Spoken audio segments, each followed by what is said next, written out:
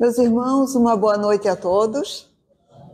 Que nós estejamos em paz. Bem-vindos à nossa casa de oração nessa quarta-feira, para que a gente aproveite essa meia horinha que Deus está nos concedendo e que é verdadeiramente uma bênção em nossas vidas. A doutrina espírita não é uma religião formal, com dogmas e rituais. Ela nos leva à espiritualização, que é um processo diferente. Não nos cobra, nos elucida, nos esclarece, mostra-nos um caminho novo que é muito gratificante para nós, os seres humanos.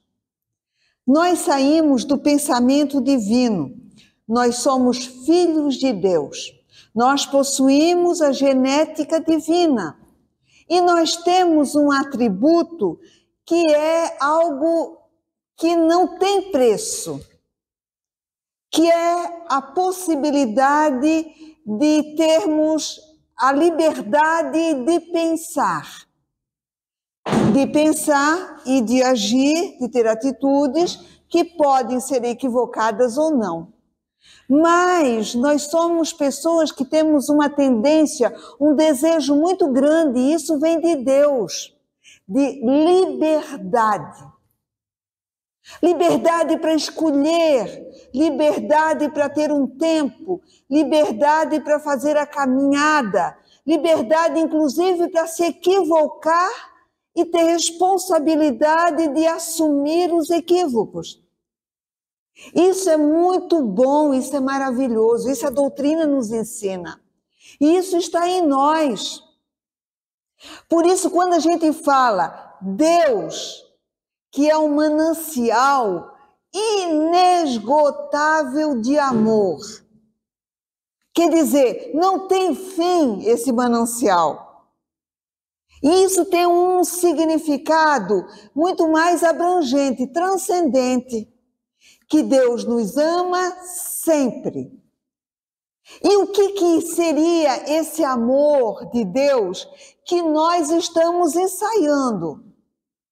Porque para Deus, para o cosmo, para os espíritos bons, nossos anjos guardiões, não se mede amor.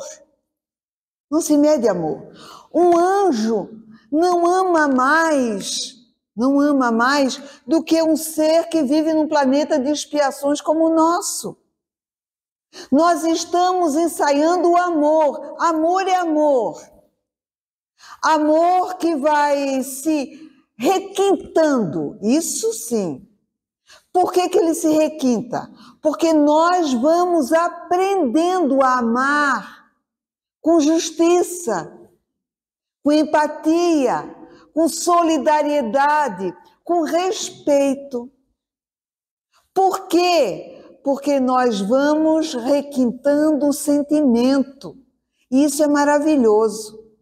Então Deus nos ama de forma ampla, no requinte supremo que nós não sabemos avaliar ainda, mas começamos a ter noção, porque começamos a compreender a lei divina, que são as leis que nos regem, que velam por nós, que nos protegem. Agora, meus irmãos, a gente faz uma pergunta. Será que Deus olha individualmente para cada um de nós? Será que Ele se dá esse trabalho? Quantos filhos? São 4 trilhões de galáxias, de orbes, de estrelas, de sóis, com moradia para todas as espécies de espíritos. Aqueles que já desenvolveram a inteligência, a razão e os que estão em processo evolutivo, em germe e latência para desenvolver o espírito. Será que Deus olha e será que tem um plano, uma organização cósmica, onde cada ser é avaliado, protegido e amparado? Sim. Deus nos vê, Deus nos ama e dá aquilo que cada um de nós individualmente precisa para quê? Para crescer e evoluir. E isso é algo que nós vamos aprendendo a perceber devagarinho. A doutrina, ela não coage.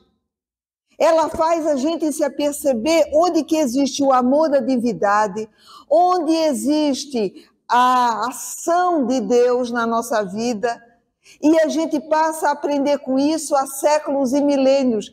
Nós já nascemos com a possibilidade de interferir na nossa própria vida, na nossa própria existência, a trabalhar de forma consciente por nós, a nosso próprio favor, para que a gente possa ser feliz.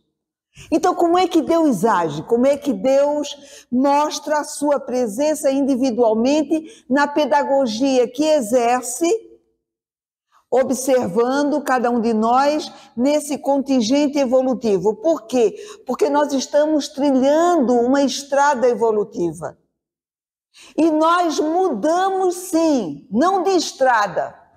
Ah, mas outro caminho. Na verdade, é o modus operandi de caminhar que nós modificamos. A estrada é a mesma, é a estrada evolutiva.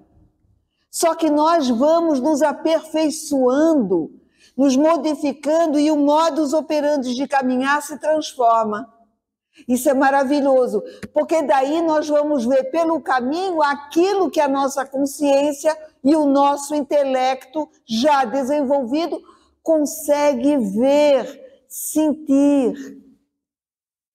Será que nessa longa caminhada todos veem igual? Todos sentem igual? Não. À medida que nós vamos aguçando o nosso intelecto, aprendendo a amar a instrução, e à medida que nós vamos desenvolvendo qualidades, ou seja, aprendendo a amar a virtude, duas asas maravilhosas. Cada vez que a gente aprende a amar o intelecto, que é a instrução, e a virtude, nós vimos a presença divina, sentimos a presença de Deus interferindo na nossa vida. Então, a presença divina na nossa vida não vai ser percebida, entendida por nós, pura e simplesmente porque nós estamos na casa espírita, ou porque nós fizemos qualquer trabalho voluntário, ou temos qualquer religião. Não. Quando nós nos instruímos intelectualmente, quando nós nos percebemos à volta, o que nos chega, o que nos acontece com o intelecto desenvolvido, e quanto mais o sentimento das virtudes desenvolvida, mais nós aprendemos, percebemos e sentimos a presença de Deus em nós e por nós. É para isso que a gente existe. O nosso único objetivo de vida, e que bom que a gente tem um. Quem diz que está perdido, desorientado, porque a vida está difícil, não quero ter filhos, como é que vai viver nesse planeta? Meu Deus, isso e aquilo. Nós vamos aprendendo a amar a virtude e o conhecimento e vamos nos percebendo da presença divina em nós. E não tem mais como reclamar de absolutamente nada. Não. Quando a gente conhece, sabe e se apercebe, não dá para reclamar. Não tem razão lógica para reclamar. Não tem. Porque os equívocos são nossa, a responsabilidade de reparar, refazer, reeditar a história é nossa. E não tem nenhuma cobrança, nenhum castigo, nenhuma pena. Tem a possibilidade de despertar para o caminhar de forma diferenciada. Por que eu tenho que caminhar desse jeito? Quem disse que dessa forma é a melhor para mim? Eu escolhi, mas eu não tinha visto isso, aquilo, aquele outro. Eu não conhecia isso e aquilo. Agora eu já me apercebo, eu amadureci.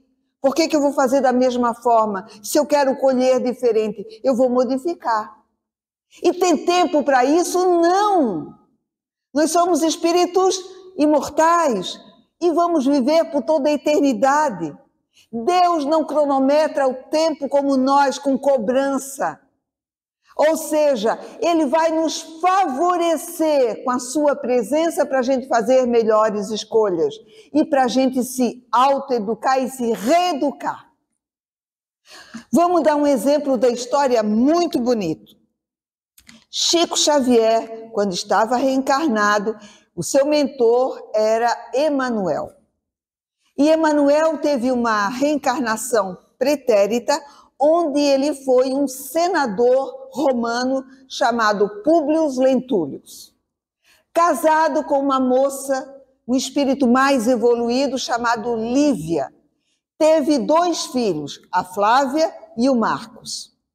Era um senador culto, intransigente, muito orgulhoso, presunçoso no seu saber, no seu poder, já que a época, como ainda hoje é, o homem, o pátrio poder, sempre no comando, e ele não diferenciava dos homens cultos, inteligentes e de poder da sua época.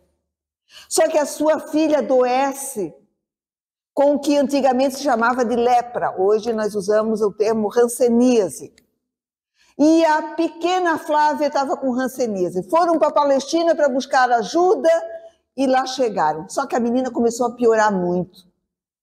E naquele tempo, os escravos, as escravas, aderiam ao mestre, aquele rabino que apareceu lá e começou a curar, a aliviar, a falar de coisa que não comportava para aquele tempo de tão avançado que era, inclusive para o nosso tempo. E a Lívia, a esposa do Públio Lentúlio, escutava da Ana, sua criada de quarto, a contar desse homem, que curava, que aliviava, que dizia que todos são iguais, que não tem branco, nem preto, nem escravo, nem patrão, que o Deus é misericordioso e é de todos, que ele aliviava só de se chegar perto dele. Aí a Lívia, meu Deus, eu preciso falar com meu esposo, para que ele vá procurar o Rabi, esse Messias, esse profeta. Ele estava tão desesperado que ele foi a contragosto. Ele fingiu que estava caminhando e ficou à espera do tal Rabi. Ele pensou, não vai vir, imagina, não vai passar por aqui hoje, como é que eu vou me comunicar com ele? Não aprendi o dialeto dessa gente, provavelmente essa criatura não sabe falar, é uma pessoa ignorante, um profeta, curador. Pois muito bem. Ele sentou no banco, daqui a pouco uma figura majestosa aparece.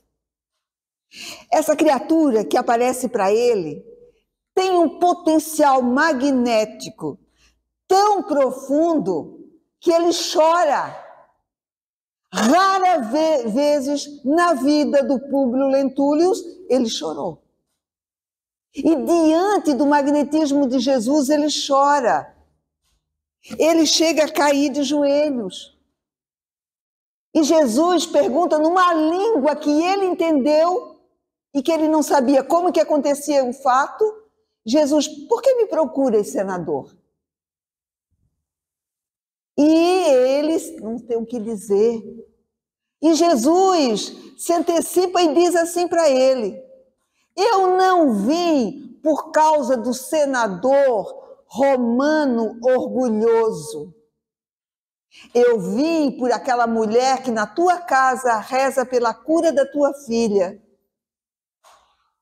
Porque eu sei que não vim derrogar a lei. Olha só o que ele diz para o Públio Lentúlio.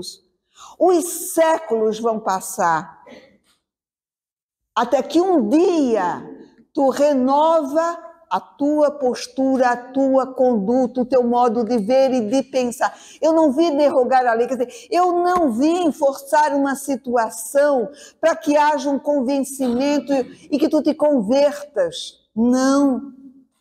Eu estou aqui para que uma oportunidade grandiosa se dê na tua vida.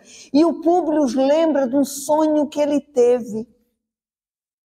Ele sonha que está diante de um tribunal de juízes e que um dos juízes diz que ele vai ter uma reencarnação, onde ele vai ter uma chance grandiosa de aprendizado, de mudança de rota do jeito de caminhar e que tudo vai depender dele no aproveitamento dessa oportunidade. E ele sabe, através desse sonho, que ele foi o bisavô dele em uma reencarnação pregressa, que tinha o nome de Públio Lentúlio Sérios,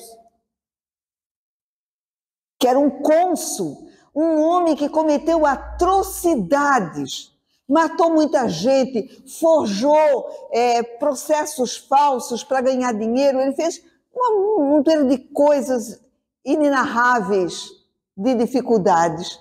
E ele teve a chance, depois de ser o seu bisavô, de reencarnar novamente e estar em contato com Jesus. Foi 1 minuto na história da vida do Públio Lentulus e ainda não estava para ele aproveitar.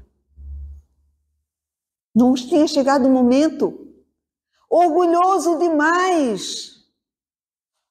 Ele sentiu aquela criatura, depois ele percebeu que a filha se curou, mas por mérito da Lívia e da sua esposa. Olha só, esse é um exemplo de como a divindade interfere individualmente, pedagogicamente, não nos cobrando, assim no pescoço, dizendo, anda, muda, ligeiro, nós vamos te castigar, é a lei do karma. Não, isso nós fizemos. Deus, um manancial é de amor inesgotável, quer dizer, oportunidade, chance de reintegração, de repensar, de refazer, é uma constância na nossa existência. E os sinais do tempo que a gente acha que é uma catástrofe, que está lá no Apocalipse, não, os sinais do tempo é do nosso tempo, da nossa reencarnação individual, nos acontecimentos e pessoas que nos chegam e, olha, dão a dica, falam, mostram. Oportunidades, inclusive com doenças, com dificuldades, tudo é motivo pedagógico que Deus encontra de individualmente conversar conosco. Quando a gente tem olhos de ver, a gente se apercebe. Se percebe da conversa, do material pedagógico que chegou e que é exatamente o que a gente precisa, necessita para a mudança. Sabe o que aconteceu com o Públio Lentulus? Ele desencarna de forma catastrófica com um vulcão na Itália, e depois ele volta como Nestório, um escravo que vira cristão e morre de forma atroz. Olha só a caminhada do Públio Lentulus, olha a nossa própria caminhada. Hoje no planeta Terra, no planeta de provas e expiações, com o material pedagógico que foi o nosso pai, que foi a nossa mãe, que são as pessoas que gravitam em torno de nós. Pessoas que são estrategicamente colocadas para que apareça em nós, ou seja, um estímulo externo de quem nós somos, de como nós vivemos internamente as nossas dificuldades. Isso é maravilhoso. Não tem uma pessoa que passa que não vai estimular em nós a aparecer aquilo que nós verdadeiramente somos. E normalmente o que a gente faz? A gente se dilacera, a gente sofre, a gente se angustia, a gente quer proteger, a gente quer pegar, a gente diz que é nosso, se for filho, se for marido, os bens materiais, mas tudo é material pedagógico para que a gente seja estimulado a se mostrar como é. Aconteceu, não olha para aquele que te feriu, não pensa nele, não analisa ele, o que ele deveria ter dito, porque não disse, nada disso. Analisa a tua reação. E aí a gente pensa, nossa, eu fui mortalmente ferido. Ou então alguém tirou a vida de um ente querido meu. Ou eu perdi, que ninguém perde nada, alguém que foi para o mundo espiritual. Ou eu tenho que passar um tempo cuidando aquele que está doente. Por que isso? Por que comigo? O que será que eu tenho que desenvolver de paciência, de tolerância, de indulgência? E o que eu devo para essas pessoas que eu tenho que cuidar delas? É da vida, ou delas ou de outros. Então vejam, meus irmãos, que a vida nos estimula e a gente tem que ficar muito atento aos sinais. O que apareceu? Mágoa, tristeza, falta de perdão. O que apareceu? Medo. preguiça, mentira, inveja. Eu analiso demais, eu critico demais, eu condeno demais. Não olha o outro que está sendo um instrumento da pedagogia divina para estimular a aparecer quem tu és. Isso é amor de Deus. O que a gente pensa em falar de amor? Ai, o cosmo, o universo, olha que bonito que são as estrelas, ai, que lindo que são essas flores, isso é o amor de Deus para os homens. Não. O amor de Deus para os homens não é colocar belezas externas meramente, isso nós vamos nos aperceber naturalmente, mas o amor de Deus, esse manancial inesgotável, se faz através das leis. Um amor incomensurável desse ser é não nos ter feitos prontos, desenvolvidos, bonitos. Não.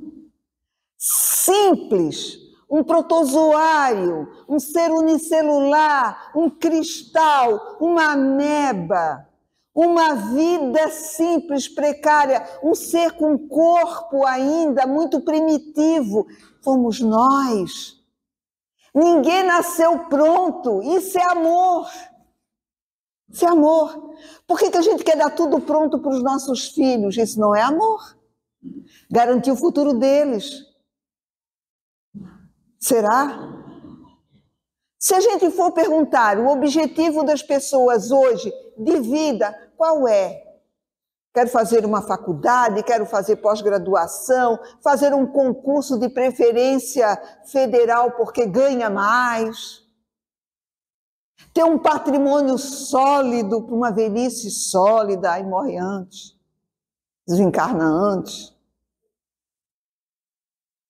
É isso que a gente quer. Está na lista, na nossa lista e na lista dos nossos filhos, ser menos mentiroso, ser menos orgulhoso, ser menos invejoso, ser menos displicente. Meus irmãos, isso não está na lista, isso não faz parte. Quem é que reza pedindo material pedagógico adequado para evoluir? Alguém lembra disso? Ai, meu Deus, que quem apareça na minha vida, que as situações sejam, não para me curar disso, me curar daquilo, ganhar isso, ganhar aquilo, meu filho ser assim, meu filho ser assado, minha filha fazer isso. Não, meu Deus, que as ocorrências para mim sejam de forma tão inteligente que me faça melhorar como ser humano. Porque nós só seremos felizes quando melhorarmos como seres humanos. Esse devia ser a nossa meta, o nosso objetivo. E que eu perceba o amor de Deus na pedagogia que ele se utiliza para me despertar para quem verdadeiramente eu preciso me tornar. Não é o que eu sou. Normalmente o que nós pensamos ser veio de uma educação deficitária. Fulano de tal é magrinho, fulano de tal é sempre gordinho, fulano de tal é guloso, fulano de tal é preguiçoso, fulano de tal é estudioso, e a gente vai acreditando naquilo que as pessoas dizem que nós somos. Já viram que a gente educa e a gente foi educado assim na casa da gente? Não, a Mariazinha é do tipo engraçadinha. Não, o Joãozinho é tímido. O fulano é chorão. Fulano de tal é preguiçoso. E a gente cresce achando que a gente até pode ter demonstrado. Mas se alguém tivesse nos incentivado a mudar, nós não seríamos assim. Não, esse meu filho é pavio curto. E aí fica pavio curto. E a pessoa se acredita em pavio curto e fica uma vida inteira sendo pavio curto. Não, eu não faço isso, não enfrento, não vou estudar nisso, porque sempre ouviu de que é a mais frágilzinha, é a mais doentinha. Todo mundo tem, né? O mais doentinho. Quem é que está no telefone? O mais problemáticozinho. E a gente cresce achando que a gente é esses. A gente não é. E a grande vitória é a gente modificar quem foram nos dito que nós somos e nós não somos. E se a gente não gosta, a gente tem que mudar. A gente tem que crescer, a gente tem que se transformar, a gente tem que assumir outras posturas, outras condutas, olhar para o lado e ver que a vida mostra outro jeito de caminhar por essa estrada. E uma coisa muito bonita que acontece conosco quando a gente começa a se espiritualizar, a gente começa a pensar nisso, a estudar, a ler os livros. O que acontece normalmente? A gente começa a mudar, a fazer escolhas diferentes nesse jeito de caminhar e a gente perde contato com muitas pessoas. Por quê? Alguém liga, ô fulano, vamos para a noitada hoje, vamos beber todas. A criatura está modificando postura, conduta, ela não quer mais beber todas. Ou seja, ela já não tem mais a turma dela. É isso que vai acontecendo. A gente não vai sendo mais convidado para isso, para aquilo, porque a gente está diferente. E esse estar diferente é o quê? É uma postura de escolha, de renovação, de transformação. Quem disse, e eu escutei desde pequena que eu sou desse jeito? Que eu só podia ganhar a vida desse jeito? Quem disse que eu tenho que viver assim, desse jeito? Por quê? Porque foi sempre assim, e agora mudar não tem razão de ser? Tem. A mudança é uma lei de Deus, é o amor do Pai. Então a humanidade da Terra pode fazer diferente? Pode. A humanidade da Terra ainda vai sofrer muito? Vai. Por quê? Porque a gente ainda está igual o gado tangido, vivendo pro forma, do jeito que disseram que nós somos e que a gente deveria continuar assim. Gado tangido. E hoje a gente está querendo fazer diferente. Por quê? Porque eu pensei uma vida inteira que eu não tivesse essa condição, essa capacidade, que eu não pudesse fazer diferente. Porque eu manifestei uma certa característica lá quando eu era pequena e eu cresci achando, porque as pessoas diziam que eu era desse jeito. Que a minha religião deveria ser essa, que eu deveria casar, que a minha postura deveria ser essa, que o meu jeito de ver a vida deveria ser esse. Por quê? Porque o meu meio ambiente, a minha vida é assim. Mas eu agora quero experimentar diferente, eu quero fazer diferente, eu quero ser diferente. E tem idade para isso? Aí é que entra o amor de Deus, esse manancial inesgotável. Não tem. O que aconteceu com o Públio Lentulus? Ele teve oportunidade como cônsul, que mandou matar muita gente. Depois, como Públio Lentulus, ele se encontrou com Jesus, um minuto transcendente na sua vida. Ele não quis. Como é que o amor de Deus se faz na vida dessa criatura e na nossa? Dessa forma. Então, o amor de Deus é a reencarnação, a lei, sim, que não é para sofrer, que não é kármico porque nós temos que passar, é para a gente modificar o modus operandi de caminhar, é para a gente fazer o que a gente gosta e ser diferente. Diz assim, não, eu agora quero cortar o cabelo de um outro jeito, mas tu sempre fizesse assim, mas agora eu não quero mais. Ah, não, agora eu quero experimentar, vou para a academia. Mas, nessa idade? Sim, nessa idade, por quê? Ah, não, eu quero estudar, vou fazer um curso na internet. É mudar, para ir se assumindo, com possibilidades de fazer diferente do que se vinha fazendo. E no processo de espiritualização, isso é um ganho incomensurável. Só para a gente encerrar, eu vou contar uma pequena história. Eu conheci uma moça que ela teve muita dificuldade, a família toda, com o pai deles. Ela, as irmãs, os irmãos dela, muito difícil. E quando chegou um tempo, ela começou a vir para a casa espírita. E aí o que aconteceu? Ela começou a olhar o pai dela de um jeito diferente. Via um espírito muito infeliz, muito triste. Um espírito com muitas dificuldades. E um dia ela chegou para o irmão dela e disse assim: eu acho que eu vou ajudar o pai. Meu Deus do céu! Estão fazendo uma lavagem cerebral contigo lá? Mas o que é isso? Tu antes era uma mulher forte, tu odiava o teu pai. Mulher forte, tu odiava o teu pai. Agora tu estás fraquejando e queres ajudar alguém que fez tão mal para tua mãe, que tirou tudo que ela tinha.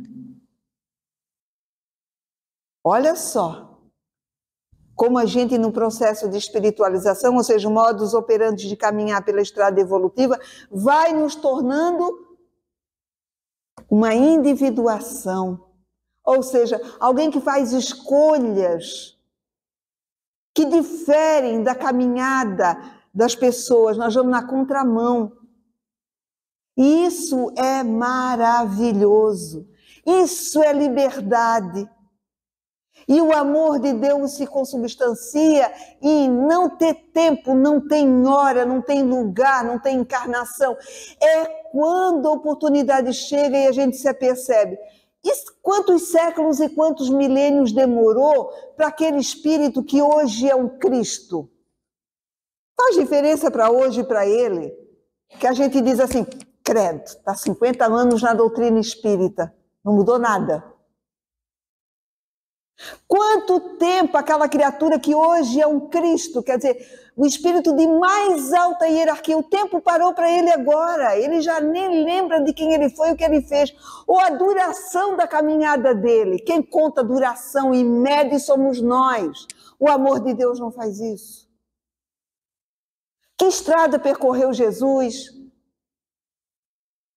Quem é um Cristo hoje? Pode ter sido uma mulher abortista? Sim. E o despertar dela demorou quantos anos? 50, 60, 1000 anos, 2000 anos? O que importa é que ela caminhou, aprendeu, evoluiu e hoje é um espírito crístico.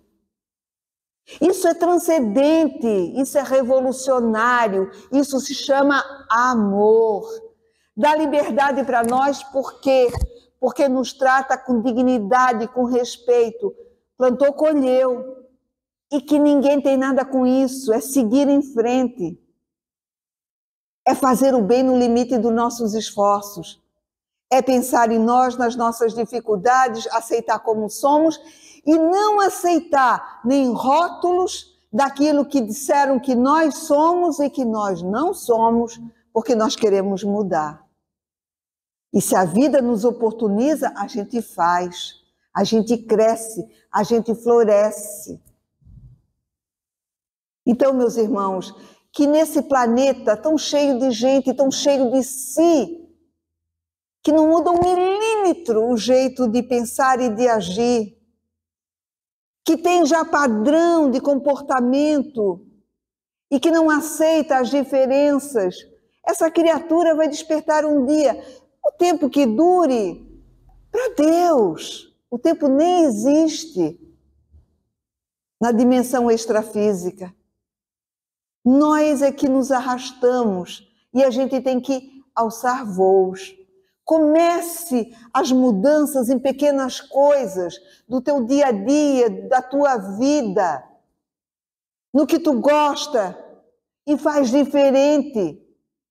Até senta na mesa num local diferente onde tu senta sempre. Sai, vai passear, vai ver a natureza. Não conta para ninguém onde é que tu vai. Vai, reza, olha e depois volta. É diferente, é diferente. É especial, é especial. Eu quis fazer assim. Nesse momento isso é importante para mim. Eu vou olhar a natureza, eu vou olhar as estrelas, a gente nem nunca olha. Eu vou mudar coisas pequenininhas que eu achei que eu era desse jeito, porque sempre me disseram que para mim é melhor assim, e eu fui fazendo umas escolhas de igualdade de condição de ser. quando a vida me chama, e a doutrina faz isso, um processo de espiritualização que me liberta. Me liberta.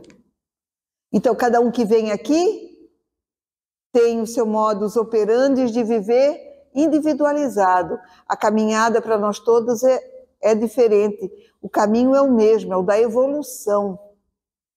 E é por isso que a doutrina não quer saber, não cobra, não analisa a roupa que tu vem, onde que tu senta, o que tu faz, se tu veio, se tu não veio. O que importa é que tu estás fazendo por ti mesmo. E essa mudança, essa transformação, esse fazer diferente deve ser a nossa realidade em todos os aspectos da nossa vida. A única coisa que é plano divino e que nós temos que fazer é o bem sempre, no limite do nosso esforço. E analisar cada vez que somos estimulados a mostrar quem somos, o que nós temos que modificar em nós. E a gente vai ser mais feliz, com certeza absoluta. É muito bom a gente se sentir livre, dono da própria vida, do próprio nariz, da própria evolução, da própria caminhada evolutiva. Que Deus nos abençoe, que Jesus nos guarde e que a gente não deve a ninguém explicações nenhuma, a não ser para nossa consciência que cada dia se requinta mais em cobrar de nós. Que assim seja.